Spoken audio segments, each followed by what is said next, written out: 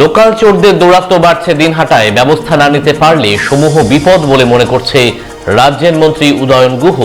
পুলিশকে ব্যবস্থা নিতে নির্দেশ দিলেন তিনি।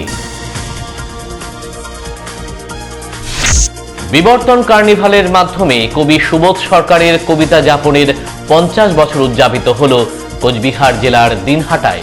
ছিলেন কবি শ্রীজাত। জীবনের প্রথম গুরুত্বপূর্ণ মাধ্যমিক পরীক্ষার্থীদের কথা ভেবে পরীক্ষার প্রস্তুতির জরুরি পরামর্শ দেবে বিশিষ্ট শিক্ষকেরা।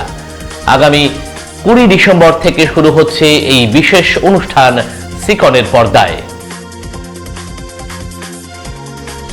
প্রাথমিক বিদ্যালয়গুলিতে কামতাপুরী ভাষার পঠন পাঠনের দাবিতে স্মারকপত্র জমা দিল কামতাপুরী সংগ্রামী সমাজ। মাথাভাঙায় হয় এই কর্মসূচি।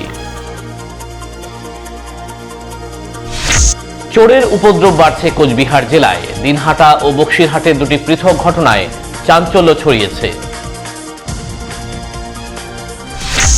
মহারাজা জগদ্দীপেন্দ্র নারায়ণের 110তম জন্মদিবস পালিত হল কোচবিহারে। এই বিশেষ দিনে হল মহারাজার মূর্তি উন্মোচনও। কোচবিহার জেলা ক্রীড়া সংস্থার 75 বছর পূর্তি উপলক্ষে স্মারক গ্রন্থের আনুষ্ঠানিক প্রকাশ হল সোমবার।